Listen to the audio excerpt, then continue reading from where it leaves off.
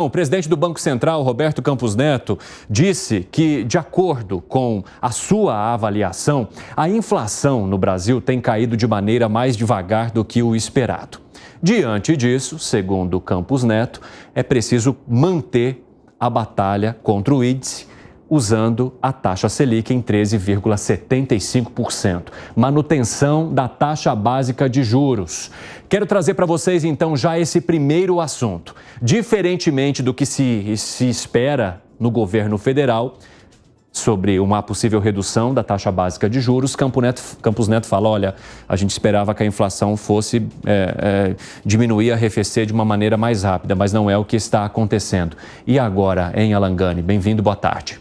Boa tarde, Evandro. Boa tarde a toda a nossa audiência. Pois é, a inflação aí não está de brincadeira. Muito embora o último índice de inflação, o IPCA, se a gente tirar alguns itens extraordinários ali, como foi o caso da gasolina, ele deu uma boa desacelerada. Mas ainda é cedo para cantar vitória, porque foi apenas um índice. Se sistematicamente ocorrer essa desaceleração, aí há espaço para a redução da taxa de juros. Tem um outro ponto que é bastante importante também e que eu vejo a preocupação correta por parte do Campos Neto. É a desancoragem das expectativas inflacionárias. Então, o que acontece? Sai lá o relatório Focus e a projeção, ano a ano, ela tem, a projeção semana a semana, né, do ano, ela tem aumentado.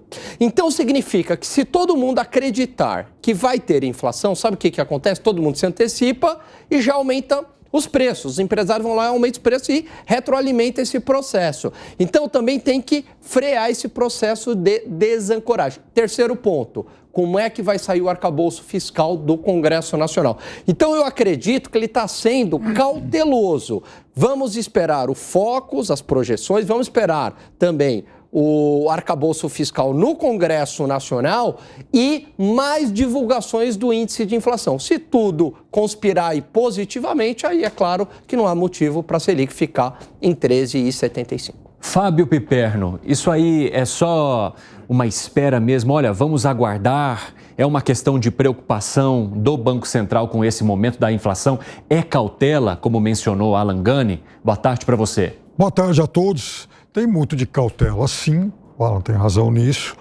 Há também uma questão de expectativa sobre como o arcabouço fiscal vai ser definitivamente aprovado. É verdade, porque é bem possível, aliás, é quase certo que o texto final não seja idêntico ao texto apresentado. Isso é normal em qualquer projeto que chegue ao Congresso, né? Os parlamentares, eles vão mexer mais ou menos, mas o fato é que alguma mexida vai ter, é sempre assim. Agora, mais uma vez, né, eu chamo a atenção para a questão do Brasil refém do consenso do Itaim, né, dos Faria Limers, porque vejam, de fato, a inflação talvez não tenha baixado como o ministro do Banco Central em algum momento da vida, enfim, projetou e imaginou. Porque, de fato, o centro da meta é algo irreal, né? O Brasil não tinha como chegar aos 3,5%, 3,25%, né, que são os números estipulados para esse ano e para o próximo. Então, se a gente comparar com o índice de um ano atrás, por exemplo, a gente vai verificar que a inflação já foi drasticamente reduzida em mais ou menos metade. Esses 4,65, né, desse mês, isso significa menos da metade da inflação que o Brasil tinha um ano atrás. Volto a dizer, bem verdade, que naquele tempo foi uma inflação impulsionada por fatores externos, foi a inflação importada, a inflação da guerra, tudo isso. Mas é fato também que a partir do começo do segundo semestre, essa inflação vem apresentando queda. Aliás, o IGPM, né, que saiu agora na segunda-feira, ele apresentou deflação. Mas, Piperno, sabe o que menciona também o presidente do Banco Central, Roberto Campos Neto? Que isso aí seria ainda resquícios de políticas adotadas durante o governo de Jair Bolsonaro em 2022, que mantém essa impressão de que a situação está baixando, mas que se avaliar o cenário que está por vir e a forma como a inflação está se comportando neste ano, seria necessário manter a Selic ainda em 13,75%. Como é que você enxerga essa explicação de Roberto Campos Neto? O resto do Brasil, tirando esse pequeno núcleo chamado Faria Lima, então o resto do Brasil contesta isso. O resto do Brasil não está de acordo. O resto do Brasil, inclusive economistas relevantes, já disseram inúmeras vezes que há espaço fiscal para um corte nessa taxa de juros. Porque aí também muda a expectativa, né? Então, veja, eu não estou dizendo que o presidente do Banco Central seja uma pessoa cruel porque está mantendo alto, não é isso. O que tem que ser questionado é a forma do Brasil encarar taxa básica de juros, porque, repito o que eu tenho dito sempre, parece que virou um traço cultural, não apenas admitir uma taxa alta, o que é necessário agora, ninguém discorda disso, mas é assimilar a maior taxa do mundo, como se isso fosse algo banal e normal. Quero saber de você se esse é apenas um universo Faria Lima e não uma impressão total, em Alangani. Evandro, eu não acho que seja o universo Faria Lima, não. Por quê? Porque a inflação está aí. As duas vezes que o Brasil testou taxas de juros muito baixas, não se sustentou.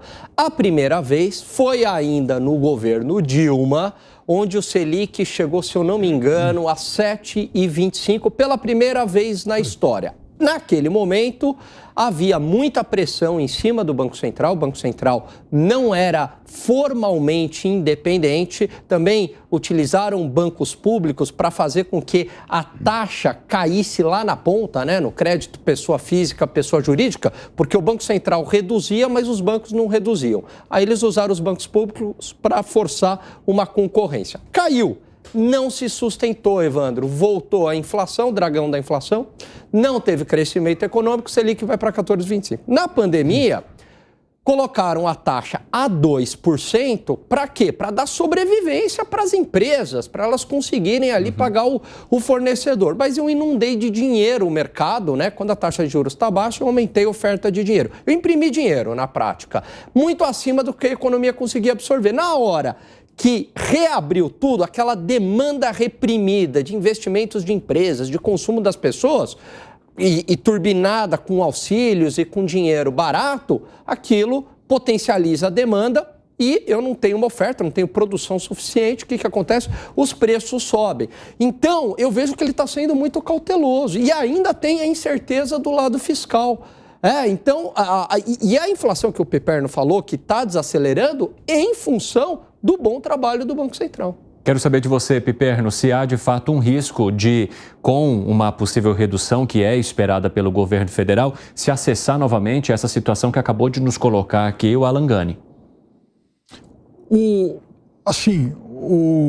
A parte, digamos que os primeiros 90% do que o Alan acabou de dizer, eu concordo. Enfim, o diagnóstico era esse mesmo. Aconteceu isso no governo Dilma e aconteceu isso agora no governo Bolsonaro, num período lá da pandemia. E os bancos centrais de todo o mundo, eles fizeram esse movimento de alta. Claro que, fiel à tradição e à cultura do Brasil, tinha que ser o maior de todos. Mas ok. Veja, o que a gente tenta explicar é que não há esse confronto.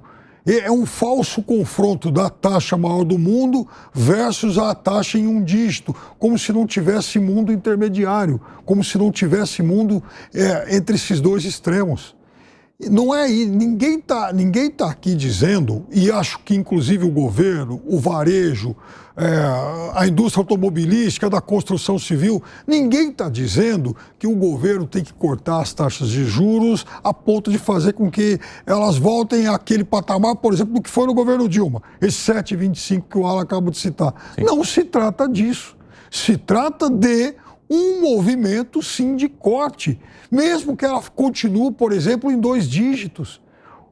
11% são diferentes de 13,75, 12, 10. Ou seja, o problema, a crítica que se faz ao Banco Central é exatamente essa dosimetria.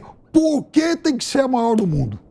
Bom, o governo federal faz essa crítica com essa dosimetria que você disse aí, Fábio Piperno, mas e o governo federal, o que ele precisa fazer para oferecer, então, ingredientes para que ele tenha como resultado uma taxa básica de juros menor. O arcabouço fiscal é suficiente, Alan Gani? Olha, Evandro, você sabe que o Campos Neto assiste a gente, né? Porque outro dia eu dei um exemplo aqui da medicação, né? Então eu disse o seguinte, olha, a parte fiscal, ela é essencial. Quando você descuida do fiscal, ele tem um duplo efeito. Eu digo isso porque ele usou recentemente a palavra antibiótico. Então, você tem um duplo efeito. Qual que é o primeiro efeito? Quando aumenta os gastos do governo, isso pega direto na inflação.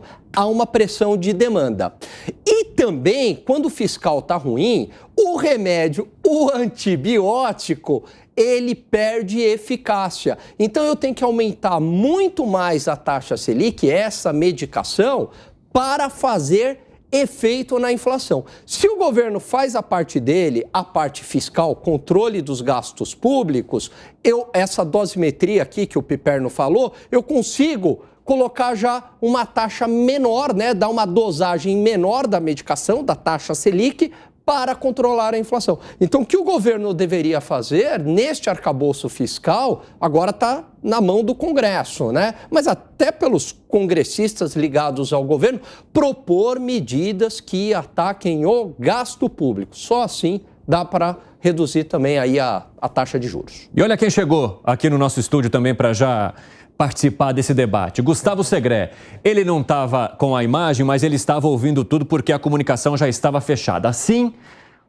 por meio dessa comunicação, agora quero saber de você, Gustavo Segré, como que você avalia essa fala de Roberto Campos Neto, de que a inflação não está se comportando da forma como era esperada, que será necessária a manutenção de uma taxa básica de juros em 13,75%, diferentemente do que espera o governo federal, e sobre as medidas que o governo também tem feito ou não para justificar essa redução. Bem-vindo, boa tarde para você.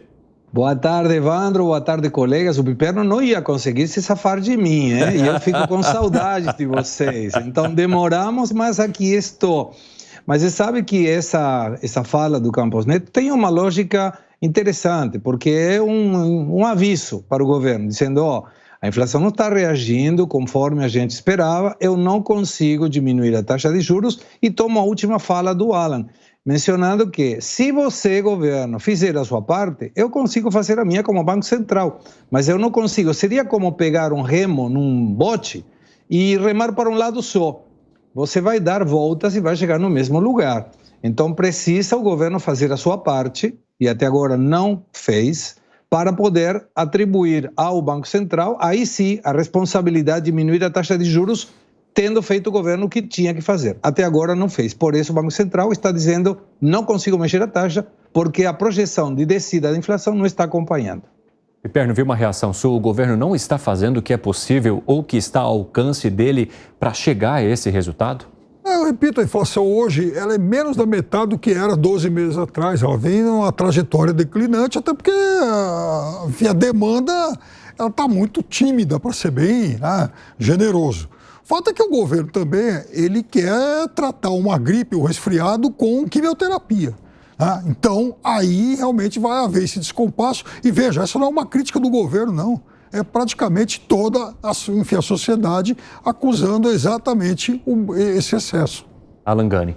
Eu não acho que seja toda a sociedade, não. Você tem economistas muito importantes. Tirando a Faria Lima, é verdade. Mas que são economistas bastante... Eu vou pegar Você está mencionando o quê, Piperno? A Federação das Indústrias, o setor de serviços, todos esses representantes? Pode citar mais gente aí. Então, eles vão, evidentemente, querer taxas de juros menores, né? Para melhorar a atividade econômica. Mas, por exemplo, eu vou pegar o caso do Henrique Meirelles. Sem sombra de dúvidas, o Henrique Meirelles é um excepcional gestor, administrador. Acho que, se eu não me engano, ele não é formado em economia, mas foi presidente de um banco, de um grande banco norte-americano no passado. Foi presidente do Banco Central no governo Lula, fez um excelente trabalho e foi ministro da Fazenda no governo Temer e também fez um excelente trabalho. Então, ele tem tanto a visão de Banco Central quanto a visão do governo, a visão fiscal. E ele acha que o trabalho do Campos Neto tem sido muito bom.